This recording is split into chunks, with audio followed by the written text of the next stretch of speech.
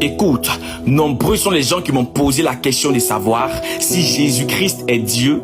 Pourquoi il dit à plusieurs reprises « Mon Père » et pourquoi il dit « Celui qui m'a envoyé ». Et la question ultime est pourquoi sur la croix il disait « Mon Dieu, pourquoi m'as-tu abandonné ?» Alors prends la peine de m'écouter parce que tu ne feras plus partie de ceux qui périront par manque de connaissances.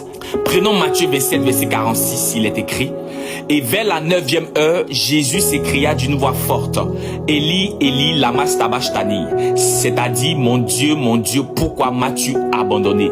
Écoute, toutes les fois où Jésus parlait ou se référait à Dieu ou au Père, il ne faisait pas de lui-même, mais il le faisait selon qu'il était écrit de lui dans l'Ancien Testament par les prophètes. C'est la raison pour laquelle il disait « Je ne suis pas venu abolir la loi, mais accomplir la loi. » Quel homme naturel a le pouvoir d'accomplir une chose, si ce n'est que Dieu lui-même? Au contraire, il reproduisait où il citait tout ce qui était écrit de lui. Et cela se voit dans le livre du Psaume, où David annonçait la souffrance du Sauveur.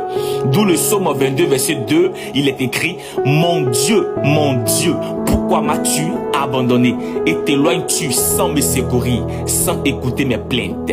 C'est la raison pour laquelle Jésus disait « Je ne fais rien de moi-même, mais la volonté de celui qui m'a envoyé. » Toutes ces volontés étaient déjà écrites depuis.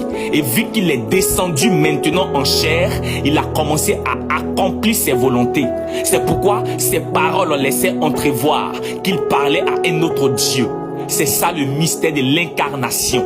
Jésus est 100% Dieu le Créateur et il est 100% homme la créature. Jésus sur la croix, en tant qu'homme, il a porté tout le poids du péché du monde. Son cri exprimait la souffrance humaine, la douleur humaine, l'angoisse humaine et le gémissement humain et la solitude extrême qu'il ressentait. De la même manière que le péché d'Adam a créé la séparation entre les hommes et Dieu, c'est comme ça Jésus a porté notre séparation avec Dieu. Bien que Jésus n'a jamais péché, il a pris sur lui notre péché et il a racheté notre malédiction en se faisant lui-même malédiction. À ce moment précis, il a goûté à cette séparation à notre place. Spirituellement parlant, le cri de Jésus n'a pas été le cri d'un désespoir, mais une prophétie qui a été accomplie. En réalité, c'était l'accomplissement du salut.